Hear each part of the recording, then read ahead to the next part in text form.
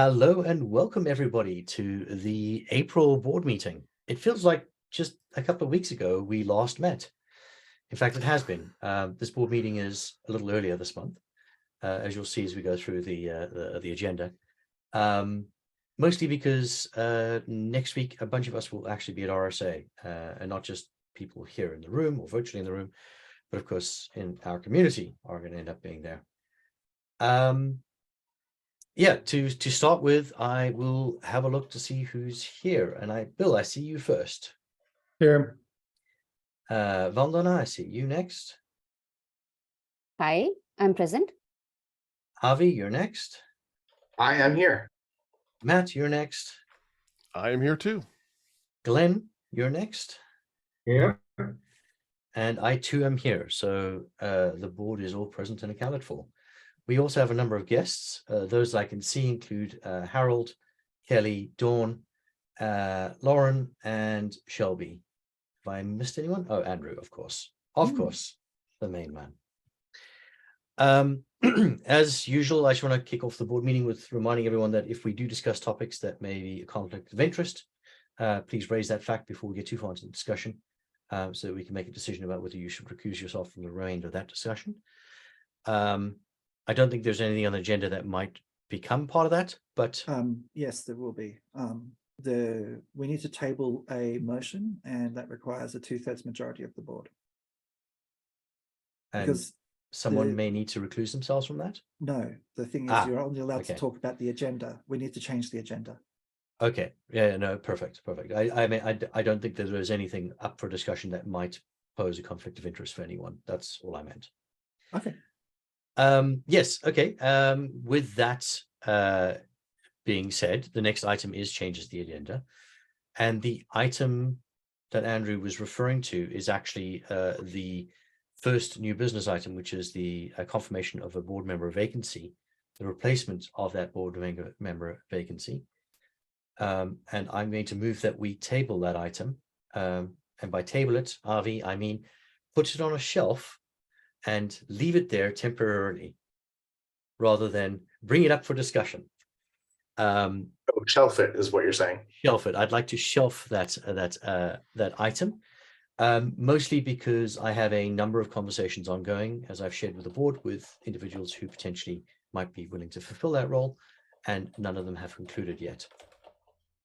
So if I can have a show of hands, or actually let me run through the numbers, because we Who's do the need sponsor and who's the 2/3. second? I will sponsor the move to shelve that topic of conversation. Do I have a second? I'll second. I Thank you, can Matt. second. Matt was Uh, first. In favor or against, Bill? Yes, I'm assuming yes is in favor. in favor, sure. Vandana? Yes. Avi? Yes. Matt? Yes. Glenn? Yes. And it's a yes from me as well. That being done, I'd like to take us back up to the staff reports. Andrew, if you're happy to, do you want me to present, or do you want to? I'll present. Okay, then I realized I wasn't actually sharing my screen. Ha. So yeah, we've just gone through this bit and changes to the agenda. We've actually gone through and done that. I think you should probably, whilst you still have the thing, would you like to go through the approval of the minutes from March? Yes, so thank you, Andrew. So the approval of March's minutes, let us just run through the list again. Bill? Yes. Matt? Yes. Vandana? Yes. Avi? Yes. And Glenn? Yes. And it's a yes from me as well. Very good, thank you. Okay. With that, Andrew, if you want to, yeah, there we go. Okay, so people see my screen. It says the board summary.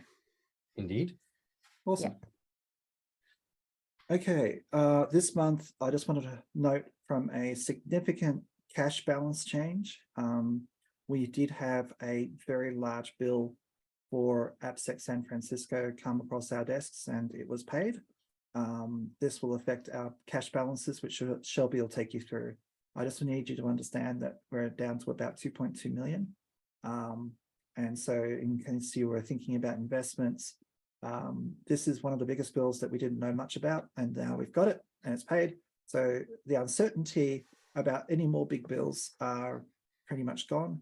The profitability of the San Francisco event will be worked out once the Shelby, will this be charged to 2022 or are the books closed?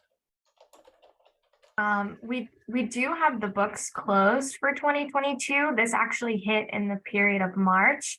I can check and see, because technically it should be matched against the income. So I feel like it should be in the 2022 year.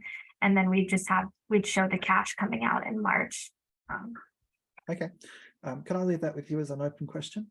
Absolutely. Yeah. Thank you.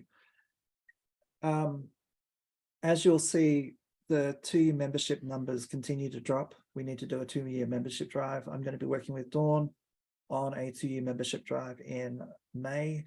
I'm allowed to run up to 2 membership drives a year, so I'm going to. And we have obviously had a transition of staff, so there's transition to new duties. It's slightly impacting chapter and membership support timelines at the moment. You'll see that in the charts coming up, and that's okay. I'm expecting them to bounce back to where they were once all the procedures are worked out and Dawn is more familiar with the actual process. Obviously, with RSA next week, there's a big week and we're prepping for that. Dawn has been getting a lot of the stuff done with the merch and all of the other things. So I really do thank her for all of her efforts. It's been remarkable. So the success of next week is highly dependent upon our staff helping. So thank you, Dawn. Okay, operations, funding service desk. This is where the expenses come in. As you can see, the SLAs are trending generally upwards, which is exactly the way we want. And we're also looking at the time to resolution is going down a little bit. This is due to the tickets from virtual not being closed until after they're paid. We only do 2 payable runs a month, and it seems like the dots came into it as we were had a fair number of tickets still open. That's all. But overall, we still have a healthy 77.9% time to resolution. So if anyone complains about slow expenses, please let them know that we generally pay within 14 days. Our terms are net 30. So we're doing pretty well getting it done twice a month. The non-funding service desk is for pretty much all types of tickets, such as create a new chapter, create a new event, those sorts of things, partnerships. We are not on track. We're improving for getting a first response out there, but our time to resolution has always been very good. So most tickets are dealt with within 3 business days. So that's healthy. Membership, you can see that there's the change to staff. As I mentioned before, we've got a bit of a downward trend. I'm hoping that will pick back up. And chapter support, similarly, we had a bit of a dip, but now it's coming back up. So I'm expecting that to improve over time as well. And with I've got some membership slides and things like that. So Shelby, I'll come back to you.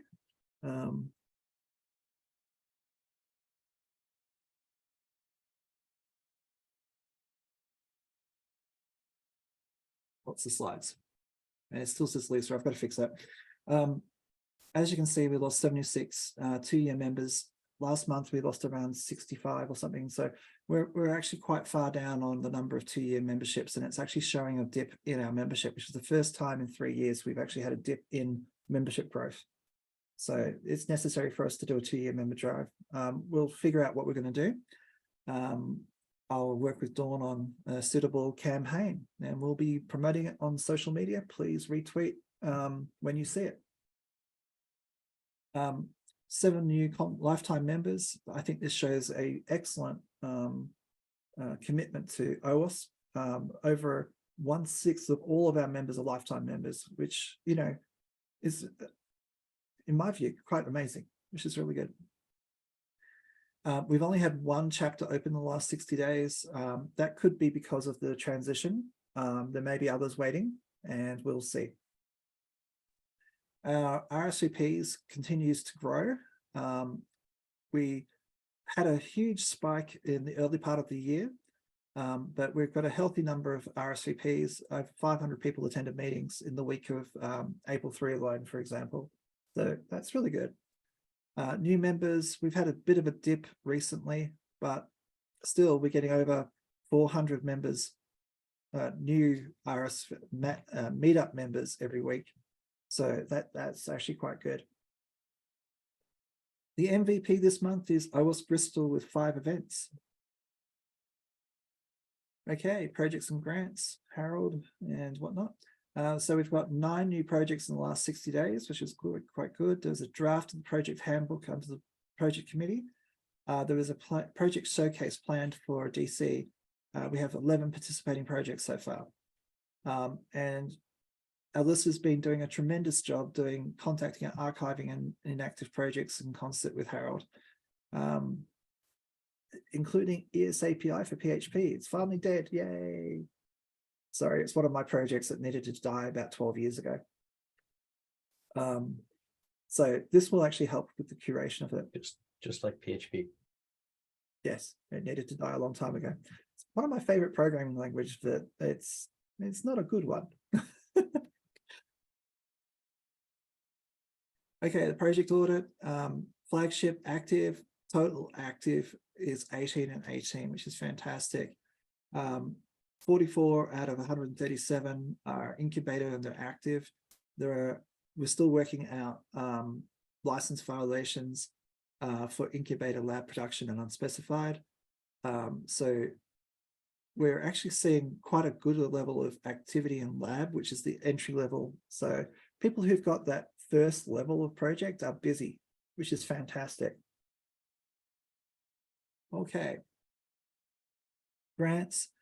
Some of these should have been removed because they've already been spent, but the like the Google one from with Josh, and the SKF one with Glenn.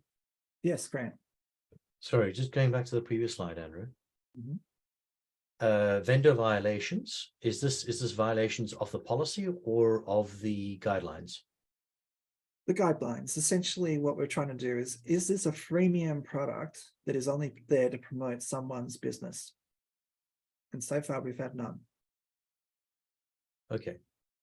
So And what we're trying to this avoid. has been ratified already by the projects committee.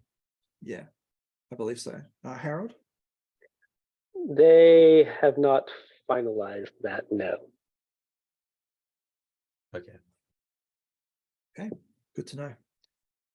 Probably it makes sense to ratify it or certify it once we've worked out the license violations.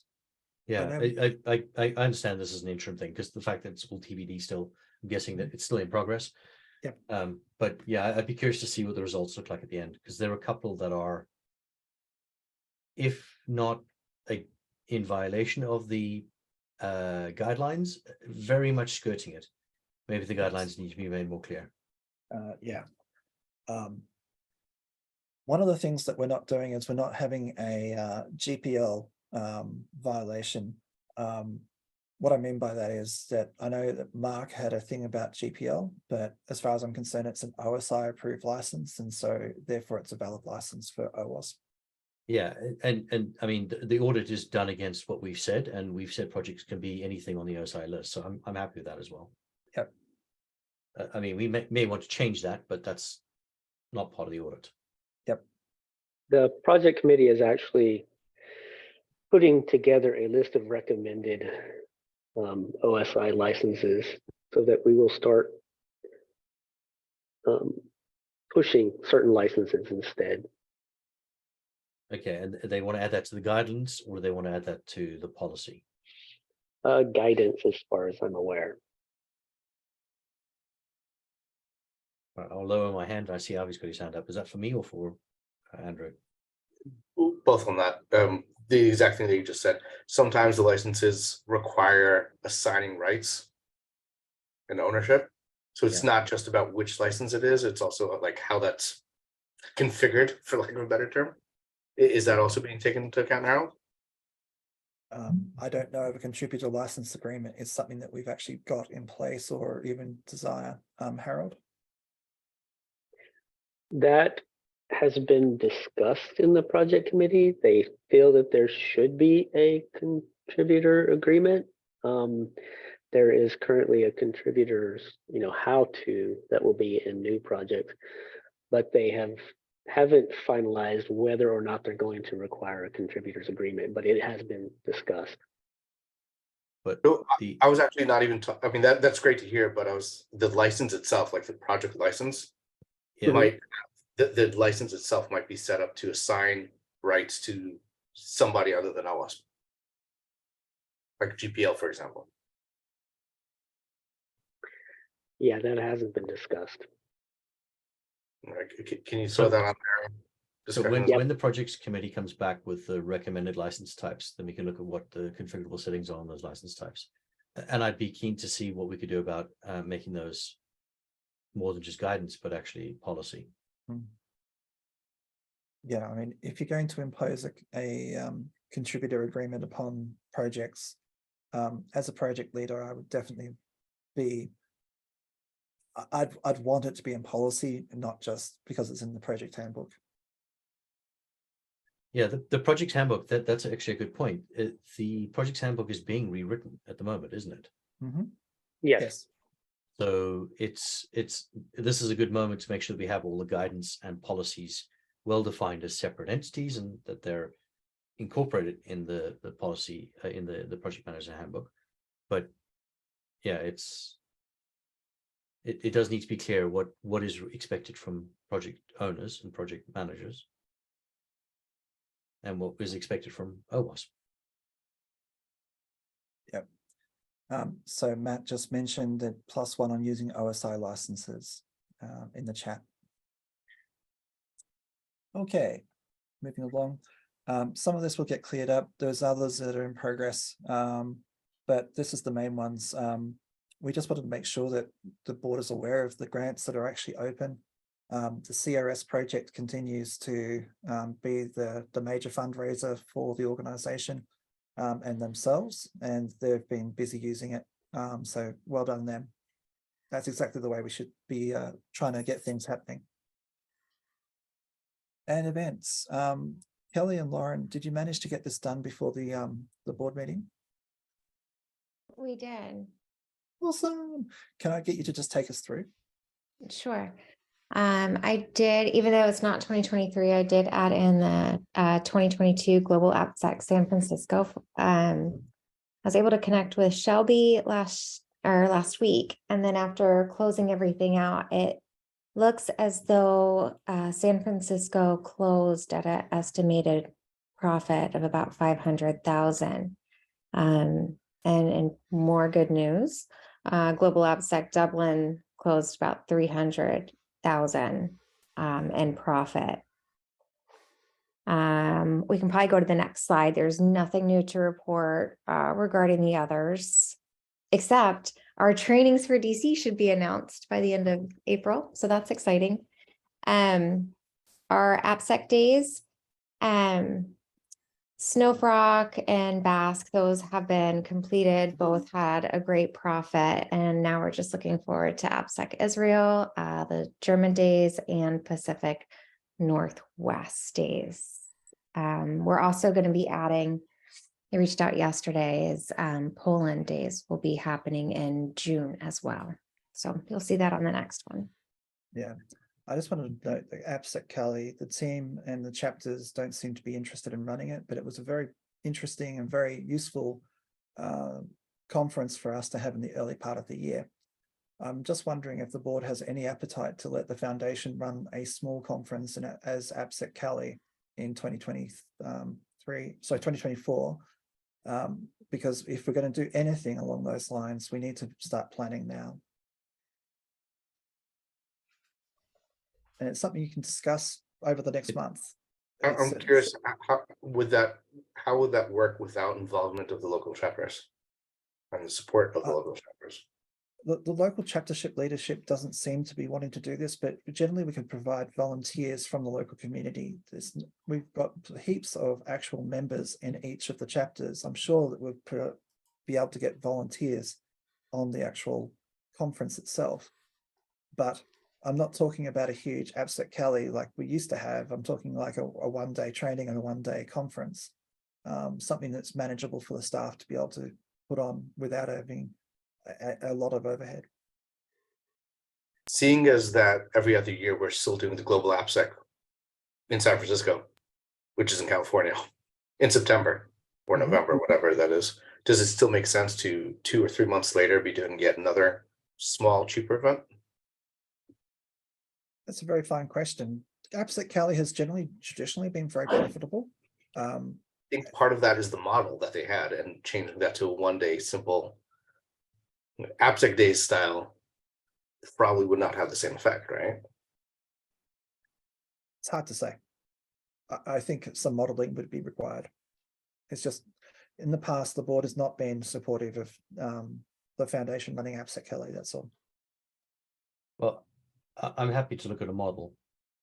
If you Okay. think that there's something that would work there, I'm sure the board's happy to look at what that model might look like. But Okay. I think Avi's got some points. Absolutely. I'll try and get that done for you by the next board meeting. Oh, thank you. Okay. Sorry, Lauren, please. No, it's okay. Just as we reiterated earlier, Global AppSec Dublin closed at roughly 300,000 in their profit. And hopefully by next month, Kelly and I will have a better idea of 2024 since the call for locations is about to close. Next slide. Have you had a lot of response to that, Lauren? I know that It's only been 3. It's been Slovenia, London, and Paris. Ooh, Paris. One of my favorite cities in the world. Sorry. Very expensive city. also those of us who work there regularly are less keen on going to Paris. Well, that's in Slovenia. That's what I go for. I'm like, well, let's go to Slovenia. So anyways, we will keep you posted because I did think that there was another location that was going to submit. So I'll follow up with them and keep you guys in the loop. It technically is still open. So if you got, okay, so I'm going to ask the board, please retweet, post out the call for locations that the staff have sent out. If you haven't done so already, and if you have, reiterate it, because I'd like to have lots of options to look at for Europe next year. Yeah, a little sad. Can you please share the craft that we would be sharing on the social media, as well as the content that you want us to share it? Maybe with the hashtag, maybe something that you want us to post. Yeah. We would be happy to do it. Okay. Yeah, I'll send that out. Let me add it to my list. Thanks, Lauren. Okay. Global AppSec DC. Oops, sorry. Oh, it's Sorry. okay. There wasn't anything really to post on Global AppSec DC at this time. We're just moving along right now, getting ready to announce the trainers. And I know Kelly's doing amazing with the sponsorships as well. So nothing crazy here. We can just skip right over. Okay. Global AppSec Singapore. This is coming along really, really nicely. The call for training is already out.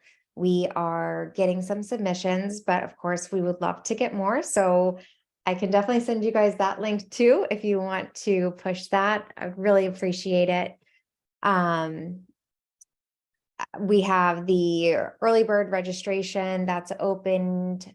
Kelly's working on the sponsorship document. We've secured the location at Marina Bay Sands. Website is up. Everything's just going smoothly, and knock on wood, continues to do so. Next slide.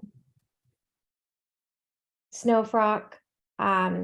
This closed out last month with a nice profit, even though they did have some unexpected cost that came with it, they still had a great profit of 17,000. Next slide. Basque completed profit just under $5,000, which is great. Mhm. Next slide. AppSec Israel, we know this is going to be an amazing event, just really good. Avi, I know you have registration open, right? Yeah, I don't know how those numbers are. Sponsors, the bad news is we are well behind our targets right now. The good news is 1 month before is when everybody wakes up, and I have about a dozen potential sponsors in my email right now that I'm not getting time to deal with, which is the second bad news. But yes, I think we will make our targets. Scraping by. Very interestingly, for some reason, nobody's signing up for gold. Silver's, but we're platinum, we're practically sold out. Silver, we're swamped, a lot of a la carte, but gold for some reason is not. I've just an interesting tidbit. But we hope to make it within the next couple of weeks. We should be wrapping up all of a sudden. Good. I'm sure those people who wake up in the last month will jump on gold. That's what they have. So I'm sure it'll be great. And then the next slide, I think, is going to be German OWASP days. That is continuing to do great. Every day there's more registrations coming in. So I'm sure there's even more than the 39 that came in over the weekend. So we can skip over that. Pacific Northwest, everything's going great, just solidifying insurance. And then in May, you guys will see the Poland Day slide that will come up because they just applied. So that will follow right after this. LastCon, it's going great. They're getting everything together. I think it's just a well-oiled machine at this point. So, and then the next slide.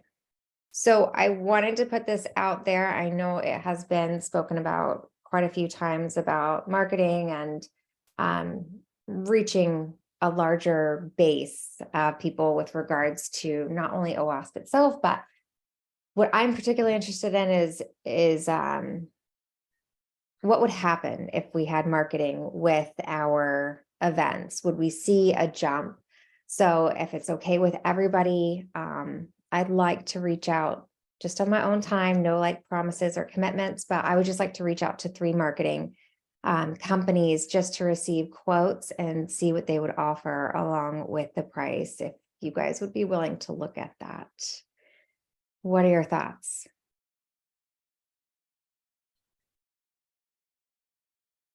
Andrew, if you're okay with Lauren picking this up. Yeah, Lauren, I'll have a chat with you later because I had a meeting yesterday with someone about marketing, so I hadn't looped you into that conversation yet. So be interesting to compare with the 3 professional ones as well. Avi? Okay. And historically, we've had sort of, that's been an anti-strength of OWASP, so any kind of marketing love would probably be a good thing. I actually have 2 comments. Number one, we have budget for this, right? I mean, so is it already a line item in the conference, in the event budget? Yes.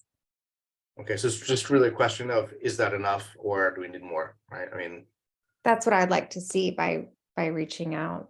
I honestly, I'm not a marketing person. I do not know. Andrew, would it make sense to go back to the marketing guy and ask him to take a look at it and just give like, yes, this makes sense, or we're not? Yeah. And if we need more budget for that, then then it makes sense to bring it back and see if we need to reallocate funds. But I mean, sounds operational. I think as long as it moves forward, I think it's super important to get to do. Yep. I would like to point out one thing though.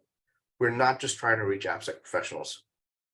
I think that's actually the easier market. In order to grow the global events 10x, which is what we need to be looking at, I think we need to lean heavily into developers and DevOps and so on. Does that make sense? Is everybody in agreement about that? 100% agree. Yep. Excellent. There's more devs and DevOps people than there are AppSec people, just period. So yeah, that's a wise group to go after. There's more of them than 100 to us. 1. And we didn't do anything wrong. Well, I wouldn't go that far. Have you pulled them? I was going to say. Okay, Shelby, I'm going to pass it over to you now. Okay, thank you. And for the slides, I might just not use them this time because it looks like we updated some of the charts, but the descriptions didn't get updated. Oh, I'm sorry. Oh, no worries. If in the future, if you want to give me permission to update, I'm happy to update these slides. I appreciate you doing it for me, but yes, I'm happy to take over. Okay, so in lieu of the slides, I'll just share the board summary that I shared before the meeting, and then I'll walk you through the figures that I have, if that's okay with everyone. You want to have the screen share? Yeah, oh yes, please, if you could enable it, that would be good. Okay. And please bear with me, I am not feeling the greatest today, so I'm just Grant, could you make a co-host, please? Yeah, 1 second.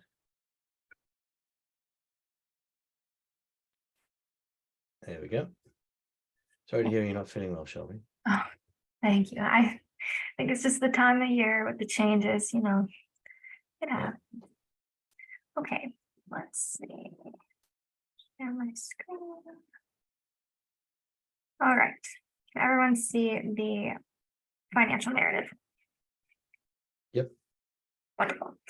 All right, so just to walk you through it, revenue through March, we landed at 866,000 versus a budget of $934,000.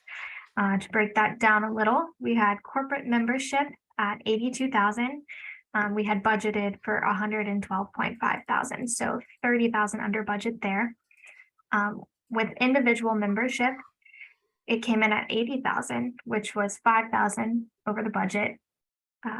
Project income came in around 29,000, which is ahead of the budget. We only had 10,000 budgeted year to date. Donations and grants are at 17,000, 17.5, and those are about 18,500 under. We budgeted for 36. And just to highlight, just a small handful of donations received in March, very small amounts there. Event income, this is the biggest figure.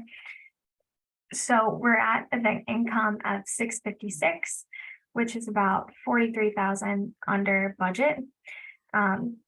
Additional event income that was recorded for March would be Snow Frog. This is just the revenue portion of $71,000 that Snow Frog brought in. And then merch and trademark income is 1,500 under budget, very small. Okay, and so that brings us to expenses. So expenses year to date were about $1.2 million. That includes the big San Francisco bill. So if we end up moving that to 2022, which is what I believe we should do, just to follow GAAP, then that number is going to change. But it was a cash expense for March, so we did pay for it this month. Let's see.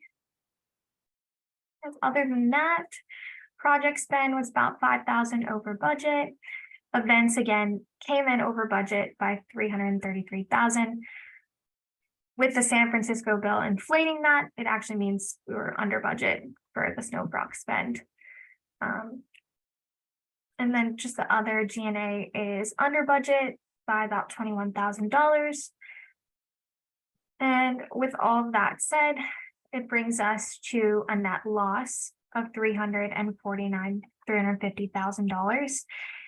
Again, if we end up moving San Francisco, it's going to show that we have a profit of around $150,000, which we had budgeted for a profit of 55, so that would be better. And then cash, Andrew touched on this a little bit. Cash went down. It's at 2.2 million. So it's 606,000 less than last month. but it is 786,000 more than last year. So still in a better cash position this year than we were last year at this time. If you separate out the AP and the project balance, we have about $2 million, which is 10.9 months of reserves for operational, and then 8.3 months if you include all the average monthly expenses. That's all I have at this time. If you have any questions for me, please do let me know.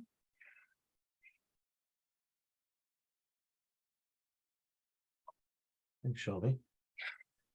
Okay. I don't see any questions from anyone. I will stop sharing. But if you think of any, feel free to let me know. So folks, I'll update the slides before the end of the day and let the board know. Thank you. Appreciate that.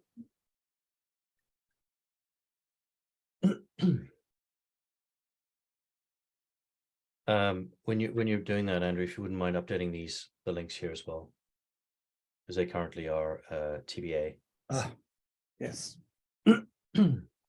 We did receive the packages via email, Shelby, earlier, so we were able to read up on them, but of course the membership aren't able to read them until they're posted here.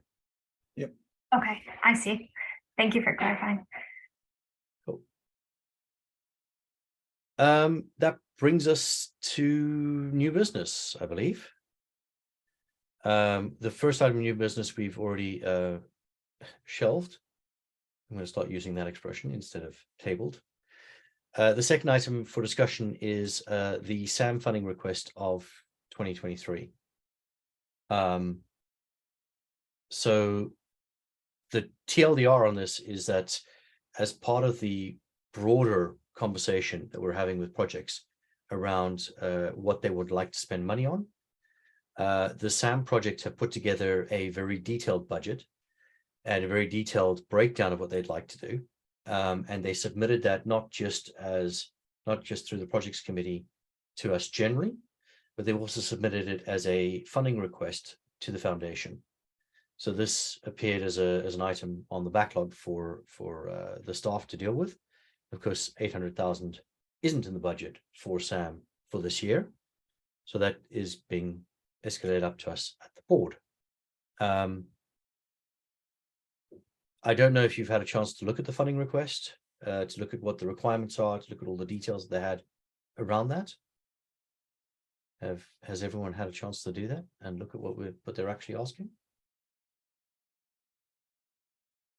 Does anyone have any thoughts they'd like to kick off with? I read through it. It had some items that are probably more shared, right? Between not just their project, like data sharing and whatnot. Mm-hmm. Some things I thought were pretty good. And then some of them I thought I don't remember now. I looked at it whenever they sent it through, a week or two ago. But yeah, I guess I missed that we're talking about it today. Otherwise I would have gathered those comments I had on it. Okay. Avi, you had your hands up first. I think the most important thing to note is that their ask wasn't even for 800,000 this year. It was for a 3 or 4 year plan. This year, I think it was something like 250, which is still far from trivial. And I think we also don't have even that in the budget, but it's a completely different ask than 800,000. Whereas the majority of this is spread over the course of, I don't know if it's the next 3 years or 3 years in total, something like that. So I think it's even less than 250. I think it was 172. Yeah. Well, I think that's, if I remember correctly, that's the majority of what we have allocated for the year for all projects, if I remember correctly, which does kind of squeeze out the other projects, which does pose a bit of a problem. That said, I would like to even further break this down because there's a lot of stuff there that are actually overlapping. I think this is what Bill was talking about, overlapping with some of what the other projects were asking for. The projects committee sent like a wish list, right, of all the services that they want, and I think a lot of that would be covered there as well. Now, I can quibble over some of the pricing. Is it, I don't know, translation efforts? We really need to be spending that much on translation, as an example, right? But a lot of it, I think, should be covered once we get around to providing those inbuilt services, the professional services for all the projects. So I think that should reduce it even further. Does that make sense? Yeah, it does. Anyone? It's have a any- lot. It's a lot that we're going to have to figure out how to fund. I would like to be spending some of our cash on hand to projects in general, and I think this is definitely a project worth spending on. I think there is room to negotiate. I mean, I haven't talked to Seba about it, but I assume there is room to negotiate on what exactly we're going to be doing right now. But I definitely think that we need to be pushing a big chunk of cash towards this. Andrew? Although we have cash on hand, the reality is that we're also expecting a bit of a tech slowdown, who represent the vast majority of our corporate members. My main concern with funding one particular project more than all the others is once everyone sees one project getting favoritism like this, it's got to be strategic. So the board has to basically say, yes, Sam is strategic. Whereas, is it one project that's strategic, or is it funding a new project position that's strategic that happens to help every single project? It's hard to say. This is where the board needs to make some hard decisions. I am very, very invested in the idea that the board is making a mission-related investment. We do need to demonstrate that we're a non-profit. We don't need to make a profit every year, but it needs to be something that actually advances our mission. Thank you, Andrew. Matt? Yeah, I just wanted to mention the fact that I appreciate that they made this a multi-year thing, right? As opposed to sort of dipping into the well once a year and there being a plan. I just in a general sense like to see a project that has the forethought to put down, not only do we want to do this year, but here's our sort of longer range planning. I think that's a +1 for them. Doesn't 100% affect our ability to pay it, mind you, but I think that's a really good sign of maturity of this project in terms of the ask. Agreed. Glenn? Yeah, I just wanted to highlight something Andrew was saying, like, yeah, where should we spend the money on? What type of project and favorism? But hey, we already have a sort of list projects that are strategic because they should be the flagship projects. I don't know if OpenSum or some is actually a flagship. I believe so. I think, at least in my mind, it is. So I think that would definitely already, waiver that issue, I would say, because it's a flagship project. Or we're saying the definition of our flagship project is not good, but I don't think that is the case either. No. Yeah, sorry. Yeah, just agreeing with you. Yeah. Yeah, and the other thing, I mean, it's like Matt also saying it's good that they did their homework and come with a proposal. But I do feel a bit that it's, I say a bit early in where we are currently with the board and defining like how would funding look like, especially big numbers like this. Because I wouldn't be surprised if there indeed are other flagship projects that come with even a bigger budget they actually need, right? So yeah, it would be indeed a bit unfair to grant it now, a big chunk of money to them. Well, the others didn't really had an opportunity yet. And also probably maybe looking at us like, okay, guys, come with like guidelines and what is the plan for funds for projects, right? That are maybe also a bit, not crystallizing and doing it that well as, for example, the SAM project did.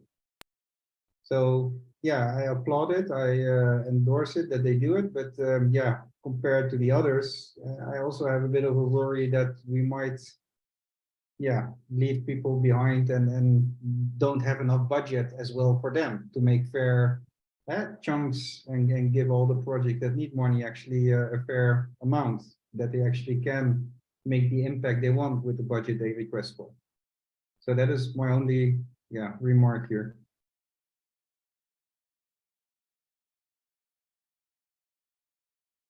I just want to point out this is exactly why we asked the projects committee to collect and collate all of that information so we can actually prioritize, from this whole big pile of requests, which are the ones that we can actually prioritize and deal with. And again, some of this I think we need to deal with as a chunk, some of it we need to prioritize between these specific asks. And you're right. I mean, Yeah. I think this is the idea. This is what we The had thing said. is also, I saw some, panic in the last board meeting just a couple of days before, because apparently we also asked them, the projects, to come up with a plan. And then they were in panic mode because, they only had a couple of days before the board meeting. So that also wasn't really helpful, I would say. But we need to see, to get that information out. I don't know, somebody from the project committee could elaborate a bit more. How far are we with that? Are the projects engaging? Are they able to make the documents? Yeah. I think, this is what we were saying at Dublin, and since then, that we want to be investing. This is exactly what we want. We want the project to come forward with it. My only issue is that looking at one in isolation does make it hard to say we're going to do this and not the others, because we want everyone to come forward with their asks, and we'll say, okay, well, this is the size of the pie. Let's give you a little piece now, and we'll see what we can do. So I'd like to jump in at this point. Sorry, I guess I lost my VPN connection and briefly blipped out there.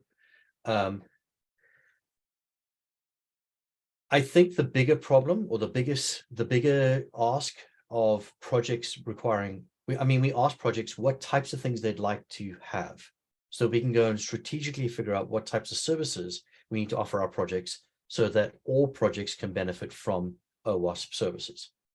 And when I say all projects, I do mean in ratio to what that project is. Flagship projects obviously going to get and need more than lab projects that are just starting up. But I think what SAM have done here is not just that. Right? SAM have put together a 4-year plan.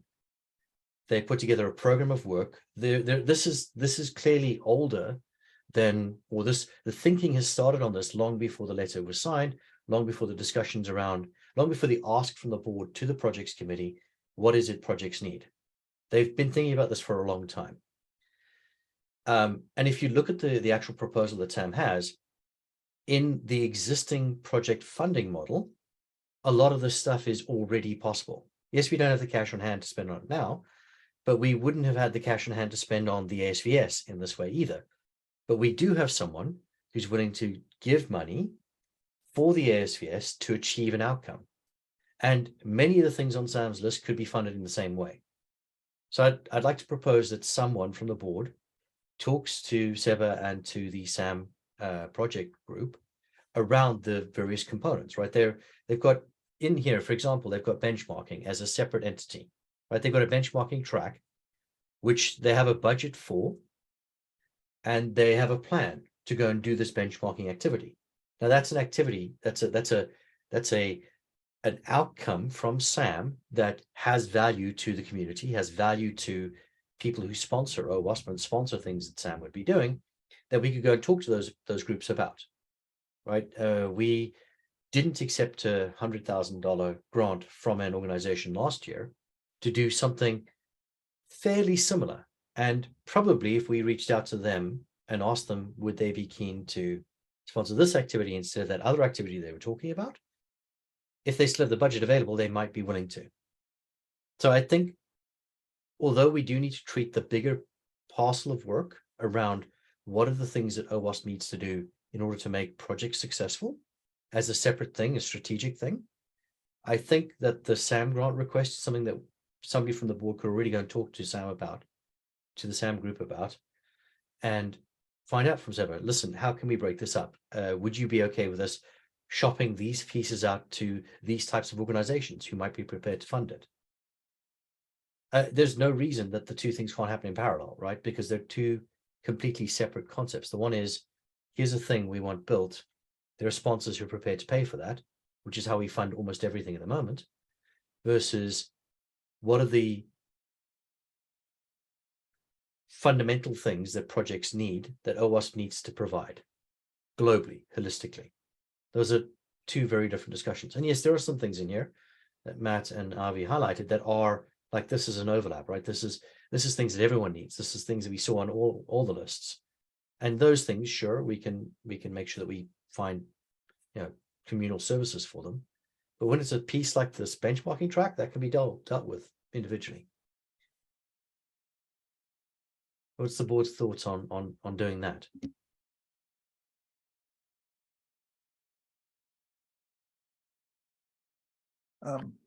Whilst we wait for the board to come up, I would just mention that many of the big consulting firms and smaller ones as well have benched resources at a rate, you know, from time to time. We should not just be looking at money. We should be also asking for in-kind donations, such as having consultants work on individual elements, which should reduce the budget requirement. Yeah, obviously we need to make sure that they then work hand in hand with the project and that they follow the project leader's guidance, because otherwise the project takes a turn that isn't the intended direction. But yeah, there's definitely a way to in-kind fund some of this work as well. Those that know Seba better than I do, and the other project leaders as well, I guess, do you see that as being something that they'd be open to? Do you feel like that's something they're going to push back against and say, well, no, this is our way or the highway type of thing? I don't know him that well. You mean having resources from consulting firms help him out? And resources and granting and all the different breaking it up to the different pieces, as you said, versus write me a check now. Well, I mean, Seba knows what the foundation looks like, right? Understands how funding works within the foundation. I don't think Seba expects a $800,000 check. But having said that, it would be the ask of the board to that board member to actually have a conversation with Seba and find out if he's okay with this and if this approach will work. I mean, I'm happy to reach out to Seba, but I don't know that I'm necessarily the correct person to do that. But isn't this also just related to what we want to achieve and what we're working hard on to come up with a funding model? Because here we have the numbers that he would like to receive to, you know, get the project further. So I think we should collect, like we mentioned before, from the project committee, like the other information from the other projects, what their budget is looking like. And yeah, based on that, we should actually come up with a proper funding strategy and model to help them. Because I mean, he's not asking anything unreasonable, and all the things he mentioned and what he's going to do makes a lot of sense. But yeah, quite a lot of money, right? I agree with that completely. But I think the difference between what Seba's asking and what we asked the project committee to ask all the other projects to do is, Seba says, I want to achieve these outcomes. This is my plan for the next 4 years. And I've broken it up into deliverable components. The way Seba has done it can be funded using our existing funding models without us going out to find strategically new ways of coming up with project services. What we need to do, which is a far bigger, far greater ask, is find a way to come up with project services for all the projects. Like, how do we have a UX person available to projects to reach out to? Is that somebody we need to hire? Is that somebody we need to have some kind of agreement with a company where we can drill down on hours that we pre-bought over the year? How does that work? That's the kind of thing that I think the rest of the projects, and more holistically, we're trying to achieve for projects across OWASP. Whereas Sam literally there's the thing. In order for me to build this thing, I need to do X, Y, and Z, and this is how much I think it's going to cost. But it's the outcome already. And the outcome can be shopped around. We can take that to, I mean, anybody who wants to do benchmarking of ways of working in AppSec would be quite keen to get involved in that program, because they'd be the first ones to be out there collecting benchmarks, right? There's an advantage to that. So I think we still need to do both. And I think that we do need to look at the bigger picture. And some of the stuff in the SAM project budget belongs in the bigger picture question. But large chunks of that are things that could be funded today in the way that we fund everything else. The way that work is currently happening on the SVS, the way that work is currently happening on, the projects we saw the list of grants in, right? I'm happy to Given- try and have a conversation with him if nobody else is keen. I could do it, but it would have to be after RSA. I'm solid for the next 2 weeks, but I mean, I'm happy to talk to him as well. It's 6 half a dozen to me, but I think given the nature of the request, I think we're going to have to piecemeal it. Obviously, even if we just had the money to approve it, it would be over 4 years. So we're obviously chopping this up somehow. So there's going to be that conversation. By the way, I'm pretty sure he's going to be at RSA as well. So it might make Oh. sense to actually catch him in person to have that conversation. If that doesn't work out, I'm happy to take it with him online. Okay, yeah, I'll He is happily try to definitely sync up with going them to at be there. RSA. I'm sorry? He is definitely going to be there. He just said so this morning. Yeah, perfect. Well, then, yeah, I can speak to him then. That'd be perfect. Okay, much better in person, just easier logistically. Yeah. And again, if it doesn't work out, because RSA, let me know and I'll pick it up from there. Okay. Yeah, I'm happy to round up If- some time with him at RSA. If you plan that around some beers, preferably Belgian, Matt, I'm happy to join the conversation as well. We could probably do that. Cool. In that case, I'm going to propose that we do that. For the bigger picture, though, we do need to collate what all the projects are asking and reach out to the projects committee to find out that they're clear with what the ask is, right? That the projects committee is gathering the type of information we need to make the strategic decisions for the projects. Glenn, is that something you'd be happy to champion? Because that's the part you keep coming back to on this. So I feel it's. Yeah, I mean, so some of my the question projects- was more like, so how did we actually communicate now? Because I remember I seen once or twice an email, that's about it. So, I mean, what is actually what we're doing there? So the ask to the project committee was to find out the types of services that projects would need and to think big. Services and want. resources. Services and Or resources that the funding. projects want. And it was to think big. So it wasn't asking for a budget. It wasn't asking for detailed line items. It wasn't asking for a plan like the SAM projects put together. It was just in order for us to really work as a project, I need somebody to help me do these 5 things or 10 things or 20 things or whatever it might be. And if we had someone that I could just talk to for this stuff and it would get done, then I could be so much more successful. That's kind of the ask. That was the ask that we had originally. It has gone back and forth a few times. I don't know that it landed with the project committee solidly the first time. I do know that the project committee has reached out via email and other mechanisms because I've seen some of the emails go past. But I think maybe we need to get them more focused on what we actually need in order to make the strategic decisions.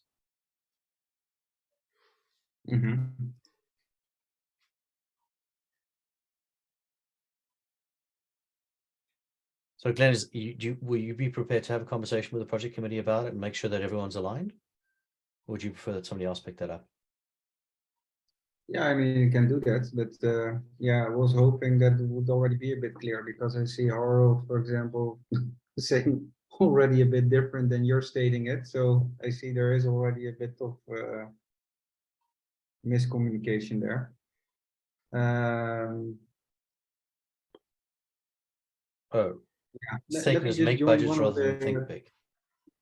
Let me just join one of the meetings they have from the project committee and then see where we at, what we're doing, where we're gathering the information, and see where we actually are with that. Because as you can see in the chat, it's actually asked to make budgets. So it's a bit different than yeah, stated before. And that's, I think, But- also why it takes some time, because yeah, I think a lot of people are not, I say it, in their comfort zone and experience coming up with these budget requests. But you're clear what the Let me- ask is. You know what we need, right? As a board member, you know what we need in order to make these decisions. No, so like I said, let me join one of the meetings and then report back and see how we're doing it. Okay, thank you. Is there any further discussion around this specific topic around Sam's funding request? I have a small wondering, more than even a question. How much do we want to rely on the projects committee, assuming there'll be a few of these, right, hypothetically? How much do we expect the projects committee to, I don't know if prioritize is the right word here, but filter them, excuse me, and focus on what the projects committee thinks versus just, you know, get everything and throw it to us?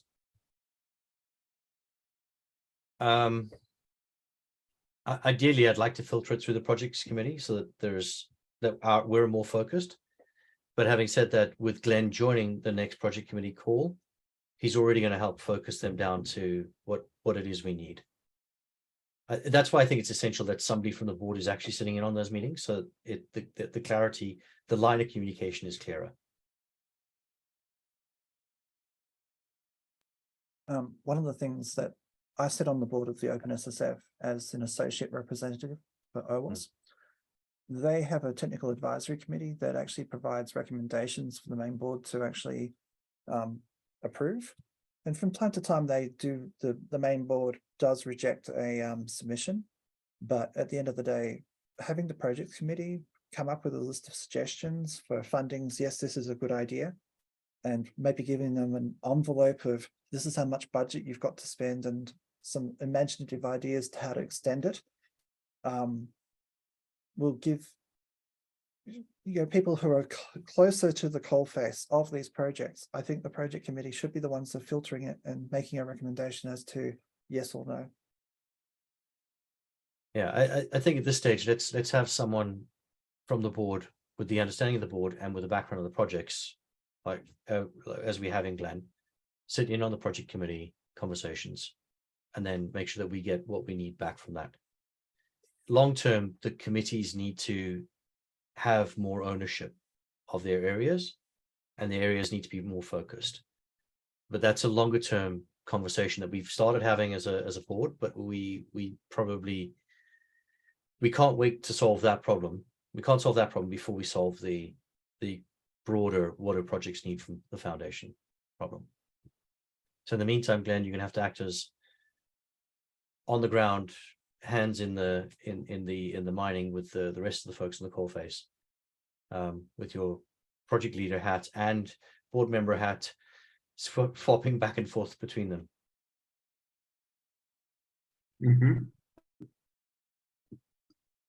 That does bring us, unless there's more conversations around this topic that we need to have.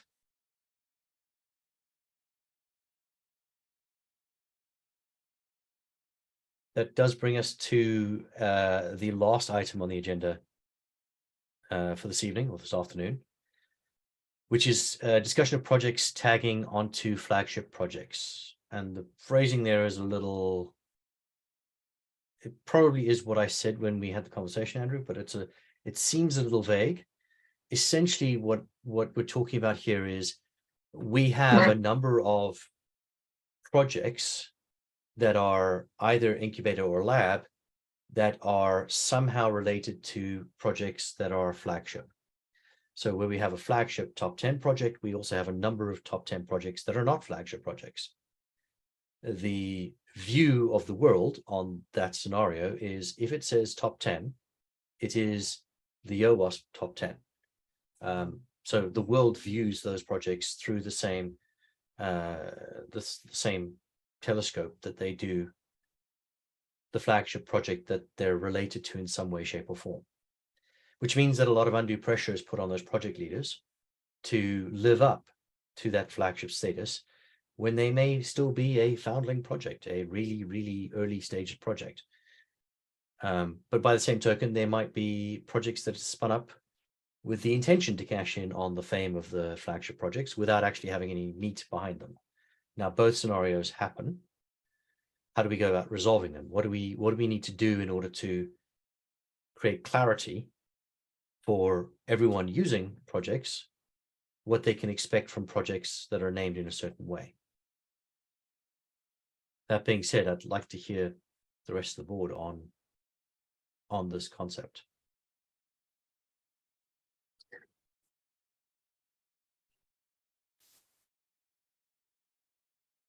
So what problems have we encountered so far with the way that we're doing it currently? Well, I can take that if you want, Glenn. Sorry. sure.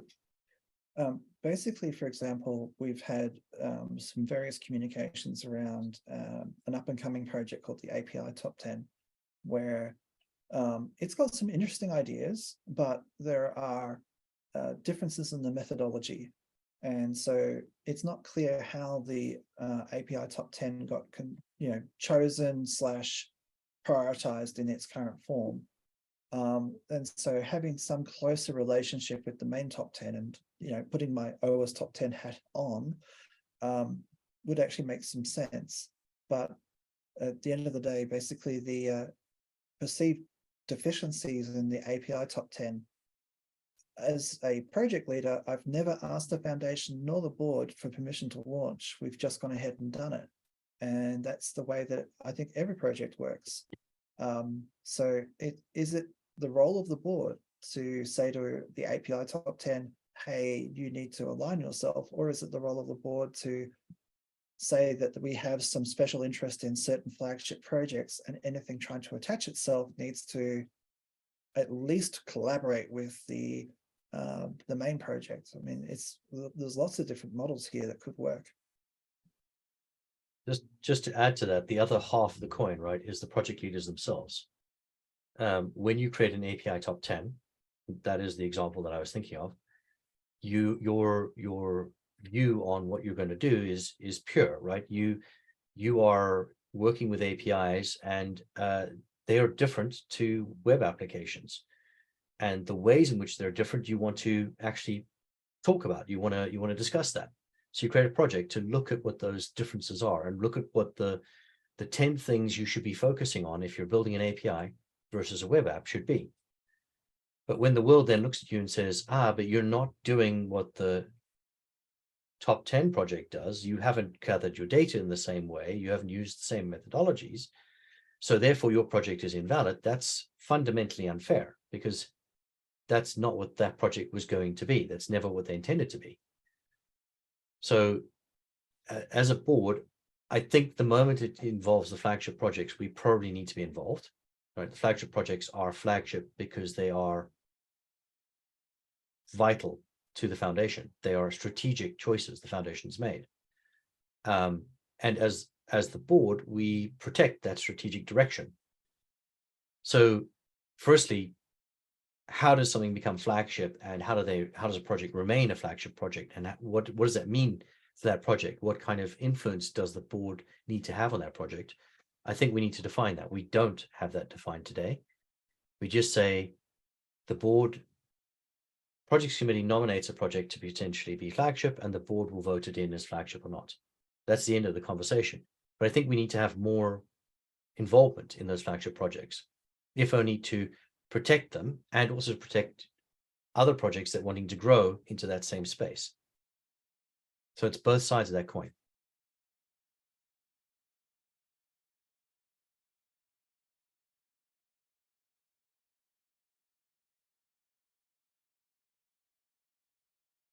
Any other thoughts from anyone else?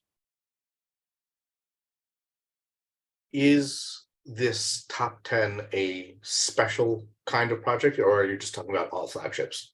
Like what I mean by this is, equally, if somebody wanted to create something else and call it Zap Cloud Scanner, for example, right?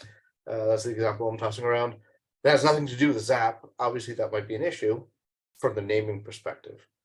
Whereas the top 10, it's not just about the naming, it's about the methodology, right? We want it to be structured and follow specific guidelines. Is there different rules for top 10 style apps, or are we just talking about shared naming? I'm talking about anything that's strategic from the board's perspective and the perception the world might have of those projects. So if somebody's building a Zap cloud scanner and there is a feeling from the board side that might conflict, might cause some confusion with Zap as the Z attack proxy. Yeah, I think we should get involved there and say, whoa, hang on. If you're going to build something that's Zap-esque, then talk to Simon and the rest of the Zap project crew, because they're working on that, and make sure that you're aligned. Now, I'm not saying somebody can't go and create another OWASP project that's a full-on DAST project, not Zap, to compete with Zap as a project. That's okay, but it's just when a project might appear to be related to the existing project, but not meet the same level of yeah, this is good. There's solid work behind this. Or when it's trying to achieve that, but hasn't gotten there yet, or wants to do it in a different way to the existing project. Right. So name protection for flagship projects absolutely makes sense. That's one thing. But I'm also asking, do we expect all top 10 projects to follow a specific standard methodology? Or is it just like any documentation, put together whatever you think and function how you want?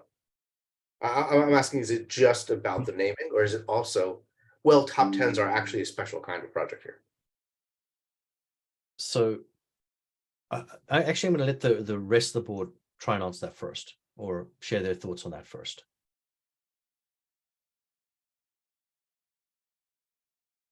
Go for it, Andrew. I think we should always go with the idea that there is good intent by the project leaders. There's nothing to say here that they're doing anything that's going to destroy OWASP's reputation. There are some top 10s which are nowhere near flagship. The API top 10 is not in that category. It doesn't make sense to ask me as the OWASP top 10 co-leader to go and approach the top 10 API project in this specific instance, not as a general solution to this actual question, to get them up to the necessary flagship area for them to be considered a flagship project in the future.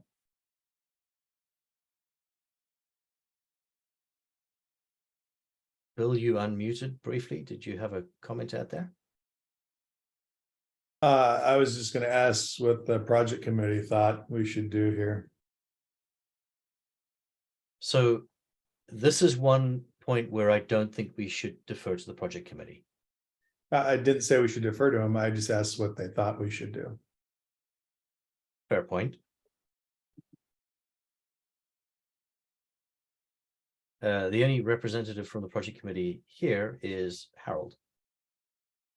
I don't know if this conversation was had with the project committee, Harold, when the talks first started. It has been brought up, and the general feeling is that because, especially with the OWASP top 10, where that is a one of the major things that OWASP is known for, that it may benefit OWASP to not just hand out top 10 to any project that requests it. Fair enough. So they think we should have some sort of guidelines around a top 10 project, Yes. right? Should the board create those guidelines, or should the project committee create those? And the board approve it? I'm gonna leave that to you. I don't remember the project committee discussing that. Were they talking about just as what that is? I don't know, Kubernetes, so shouldn't have a top 10? Or is it more about following a specific methodology? It was more about watering down the OWASP top 10 name, which means that, most of the top 10 projects are not of the same quality, say, as the OWASP top 10. take that how you want. It didn't get much further than that.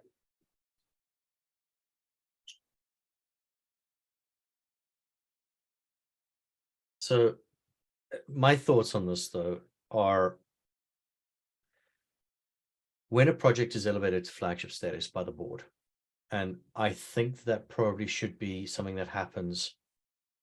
It happens initially when a project becomes strategically important, and it needs to be reinforced by every board. I think every board should say, yes, these are still strategic decisions, still strategic directions we want to be going in. These projects are still of strategic importance. So I think that that should be something that every board underlines every time.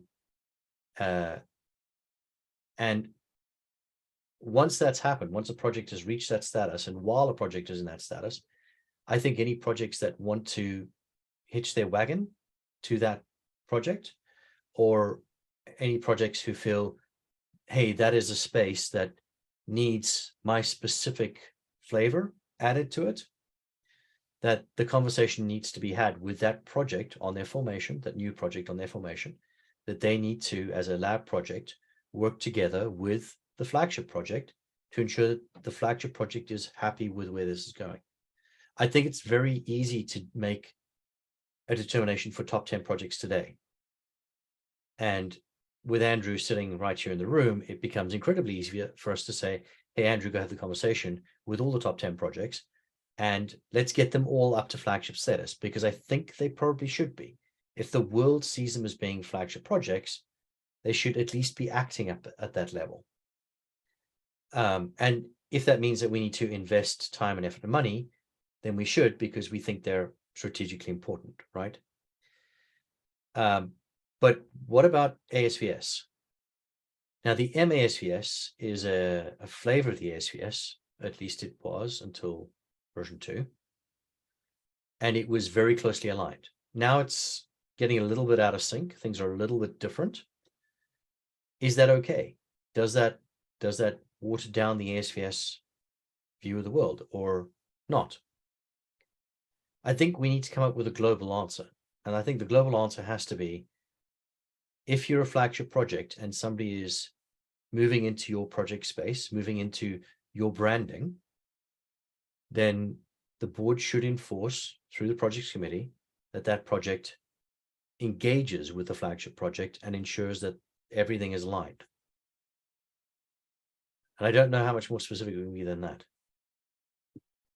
Harvey, you got your hand up.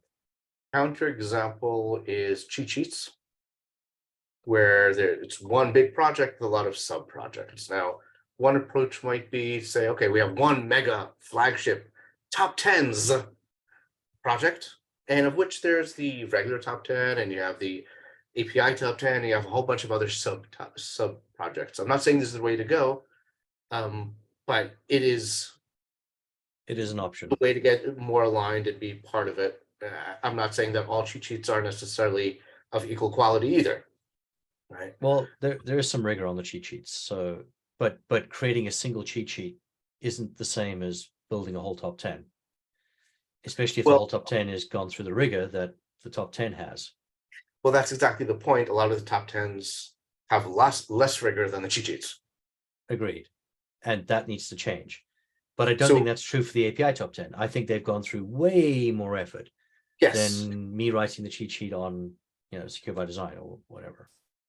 Right. So it comes back to, well, maybe top 10s are a special kind of project, right? We have code projects, we have tools project, we have documentation projects, and we have this top 10 project, which needs to have their own guidelines and rigor and methodology and so on. And yes, labs might start off less than that, but you're not a real top 10 until you do that. And the ASVS, is that another kind of different? That is a really good question. I going back to your question, is the fact that there's the MASVS and there's the now CSVS, right? Which is another flavor. Brand, I don't know. It's part of the verifications, one of the verification standards. Maybe that's also its own category. Is that a problem?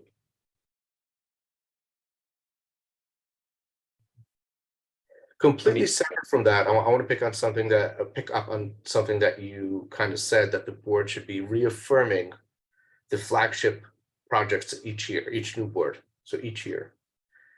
So are we basically saying that, well, every year all the projects get downgraded to production and then the incoming board votes on which ones to upgrade?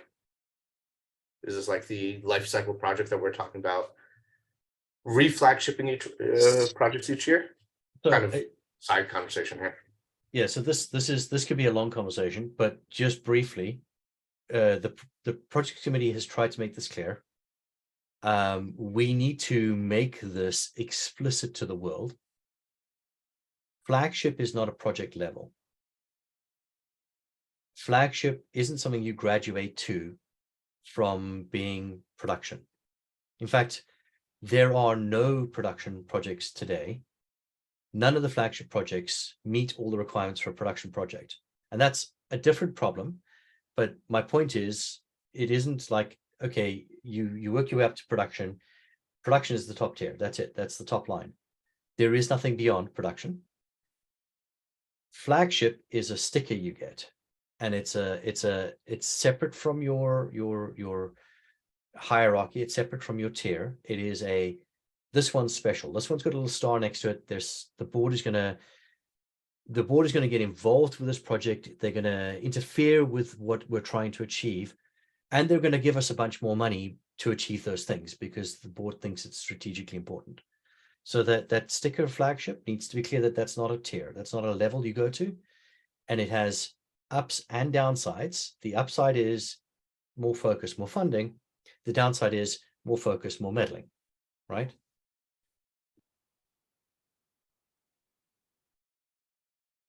But to answer your question, yes, I think the sticker, the board that is sitting should determine where those stickers go, because the board that's sitting is going to do the meddling and the funding. So that board should say, yes, this is still strategically important. And it may be a 30-second discussion as part of that first meeting in January. But I think it needs to happen. The board needs to explicitly decide this is still our strategic direction.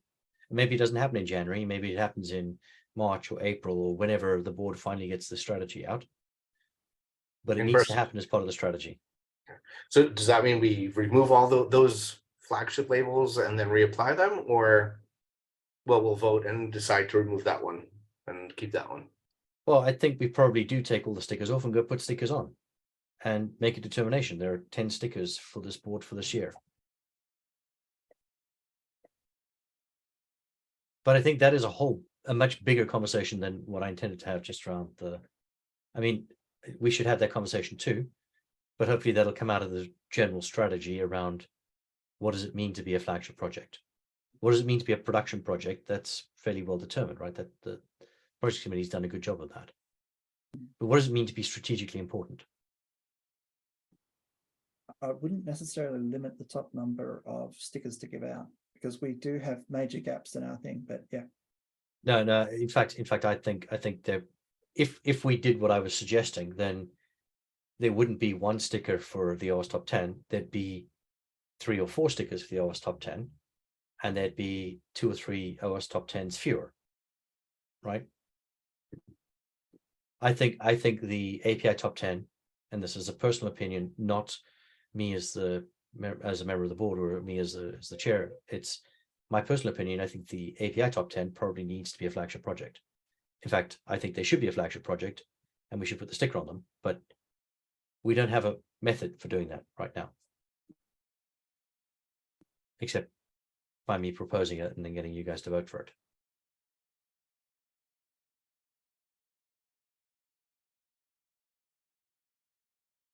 So right now, is there any specific action item? Is there any specific motion? Is there any specific decision to be made here, or just stuff to percolate and think about?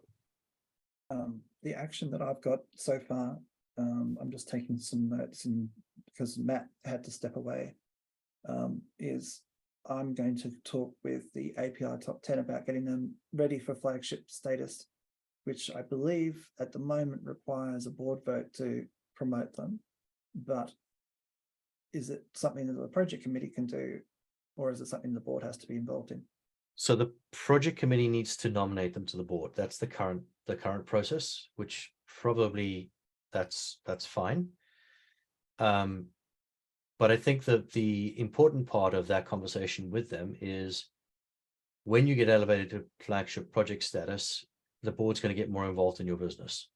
Now, they're not going to be surprised by this because we've already been involved in their business because there is a conversation back and forth about the next release. I would be inclined to say that they should probably get that release out before we bring them up as a flagship project.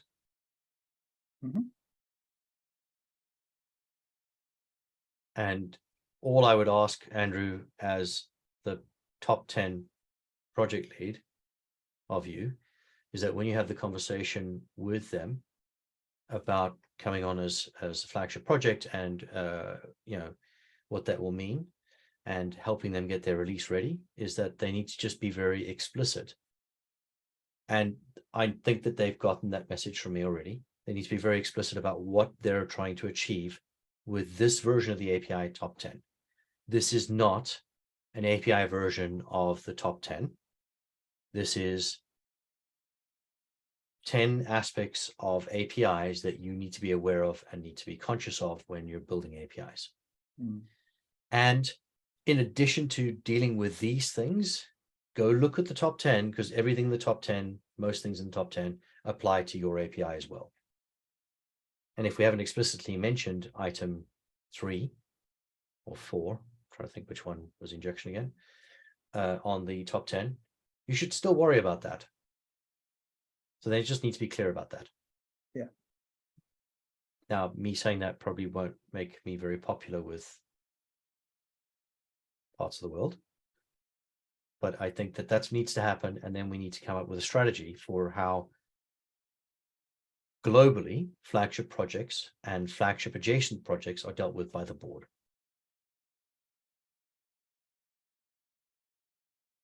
And I'd like to work with someone on a proposal for that, and I'm happy to thrash that back and forth between you and I, Avi, if you want to do that. But if anyone else from the board wants to get involved, feel free to. I can help out if needed. Okay. And the more the merrier. So if there's other people who are keen to do that as well, happy to have you there. Would it And I'd make love- sense to go back to the project committee and say, come forward, give us a proposal for how you want to approach it? Or do we just want to do it ourselves? I think because it's about strategic importance for the foundation, I think it's important that we think about what our strategy is going to be this year and use that to kind of shape the shape of that. And I'm happy for us to take a proposal to the projects committee to pull apart, but it's also easier to pull apart something that exists rather than come up with something that doesn't. And I don't want to put that on them because this is a strategic thing. And I really would like to, Glenn, I'd really like to have you in there because as a project leader for one of the key projects for the foundation, I think both your hats would be very helpful in that conversation. Also, SKF is a flagship project, so Yeah, that's exactly what I mean. Well, all that makes sense. I just want to point out that we probably operationally and procedurally going to be leaning a bit more on the projects committee as well, even as these are strategic. Whether it's curating labs projects for top 10 stuff, right? I mean, so we're going to need to involve them on that as well. Yeah, so I'd like to get a proposal across them, and then they can tell us this is completely unworkable because the effort required, or this is great, but did you think about that? It's easier to take something apart when you've got it than it is to kind of imagine it and put it together. As we all know, right? The strategy's been hard going because you're not working from something that exists. So at this stage, Vandana, Glenn, Avi, and I are going to work on that and come to the rest of the board. And then hopefully I can actually just hand it over to the three of you to carry on running with.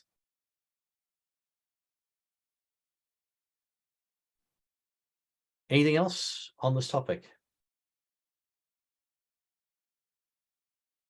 Any other topics that need discussion? Any other business? Any general comments or any further announcements? In that case, the next general board meeting is the 23rd of May. At least that's what's showing on my screen. I hope that is indeed the truth. I had it wrong last week, last month. I will see some of you at RSA. Those of you I don't see at RSA, I hope to see soon. Take care. So with that, it is moved and seconded to adjourn. Do I have a second on the adjournment? Second. Everyone second. Those in favor say aye. I Hi. Thank you very much, everyone. I'm going to kill the recording if I can figure out where the button is. Because the moment I stop sharing, Let me do that.